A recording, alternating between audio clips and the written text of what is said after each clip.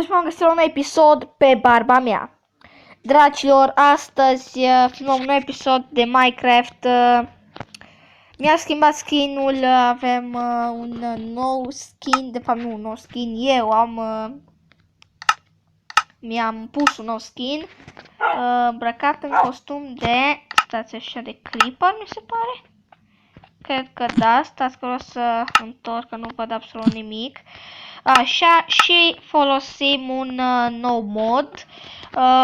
Modul, nu știu cum se numește, dar o să vi scriu în descriere. Ceva cu modern, casă modernă sau ceva gen așa. Nu știu, mai țin minte exact, oricum îl scriu în descriere și vi-l puteți descărca de pe aplicația pe care o folosesc eu. Adică Masters for Minecraft, cred că așa se numește. Corect. Și vă descărcați aplicația de pe Magazine Play și acolo aveți texturi, moduri, mape, orașe, de toate, tot ce vreți găsi în acea aplicație. Este o aplicație extraordinar de bună, nu am comentarii despre ea. Să ieșim și noi să vedem cam unde ne aflăm și ce este cu modul. Oh, arată binișor. Chiar arată bine. Oh, shit. Oh, arată chiar foarte, foarte bine. Stai să dăm un tur al casei, să vedem cum arată și din spate. Să o vedem așa toată. Iar apoi să intrăm în ea. Uite-mă că asta e făcută într-un fel și în aer. Ce șmecher, e făcută în aer. What the fuck? Super. Cum să o faci în aer, frate? Ce proști câinii, lupi intră în apă după mine. Crezut că e un porumbel. Chiar șmecher. Oh, jacuzzi. Da, avem și jacuzzi în Minecraft. Și șezlong. Chiar șmecher de tot. Ăsta-i, nu cred, frate, teren de basket. Chiar îl felicit pe cel care a făcut această mapă. Cred că am muncit mult pentru că arată foarte, foarte bine. Mie îmi place cum arată, nu știu dacă vouă vă place. V-aș sugera să apăsați butonul de like, măcar pentru modul ăsta și pentru câtă muncă a depus cel care a făcut modul, pentru că, sincer, chiar merită un simplu like omul care a făcut acest mod, pentru că arată extraordinar de super. Mi-a plăcut să fac eu așa ceva. Chiar arată bine.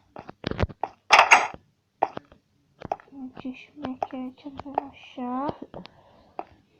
Chiar arată bine. Și lupii proști încă nu mă găsesc. O să ies pe aici. Nu cred că am nici un cap.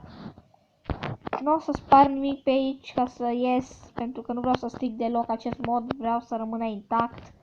Să nu spar nici măcar un cub, să distrug ceva, pentru că merită să rămână exact cum l-a făcut creatorul. Nu știu ce am pățit. Eram.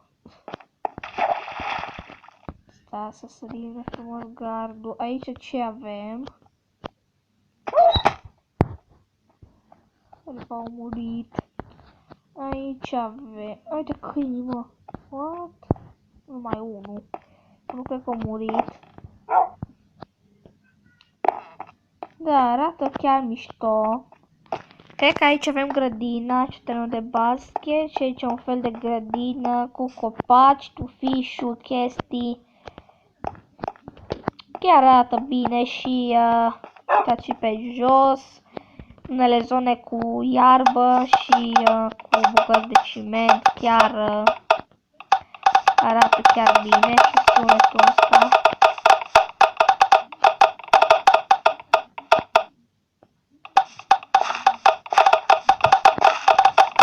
Șmecher.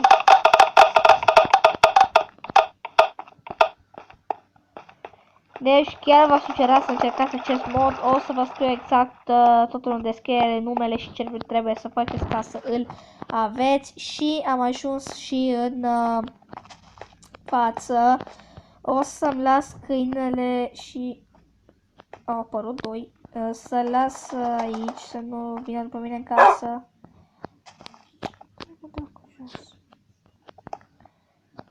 Stați ca să nu intre. Perfect, ălalt.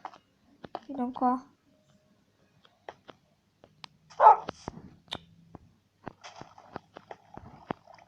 Doamne, ce câine neascultător. Așa. Stați acolo. Ia să vedem ce avem noi prin casă. Ce avem noi pe aici. Cum o intra, mă? Bă, ăștia-s nebuni. Bine că n-au intrat în casă. Afară. Du-te, bă, ce șmecher, cum a făcut? Chiar îmi place, dar nu știu unde sunt luminile, unde se aprinde? Pe aici? Să fim atenți, deci ăsta e ca să se stingă becul, dar nu știu unde se aprinde. Nu vedeți?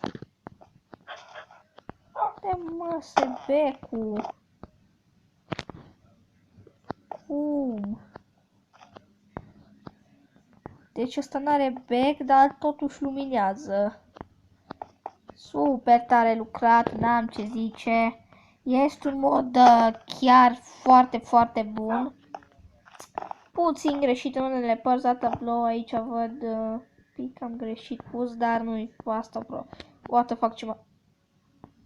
What? Bă, ăștia pe unde au intrat? Du-te. Cum au intrat? Am crezut că ăla e Steve acolo, dar e un cap de Steve. Ăștia intră pe aici. Așa, aici nu știu ce avem, cred că tot bec ceva. Da, tot bec. Prinde-te, mă.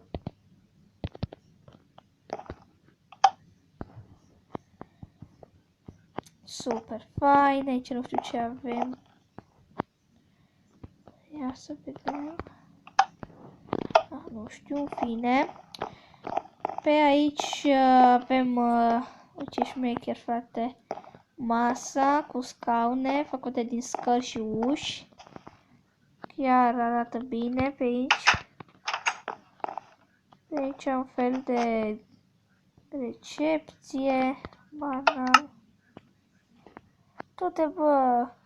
What?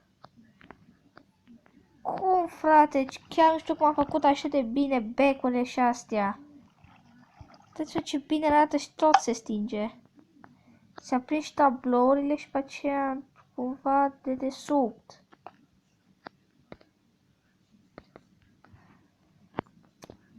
Chiar a făcut o treabă bună. Mie îmi place. Pe aici, habar n-am ce avem. Nici stingem becul, probabil. Da, nici stingem becul. Frate, se stinge pe părți, bă, ești prost. Super fain. Schimb supermarket din ăla. Aici avem garaj, mă uit în mașini. Nici nu observasem lumina în garaj. Aici o mașină. Aici încă una. Șmechere. Da, deci cam ăsta este garajul. Aici și în afară. Ce să mai prezint? Pe aici am fost. Stați așa. Haideți să ne punem și noi la etaj. Da, la etaj avem aici. Avem o bibliotecă, lumini. Așa. Ce parterul. Și acolo și pe acoperiș. Vreau să vă pune, pot să urc și eu pe un acoperiș.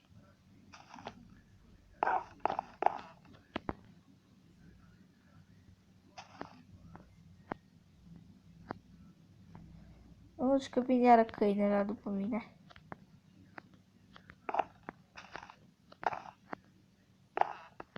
Pe aici cobor la super. Dar aș vrea să urc și nu știu pe unde, că ar trebui să mă las să acum pe acoperiș. Nu știu, chestii, trestii.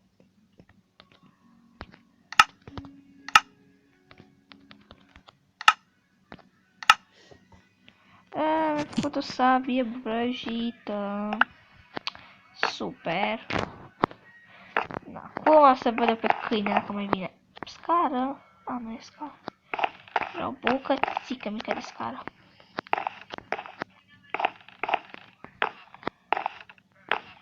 Și până am putea să mai merg. Și în afară. Jos.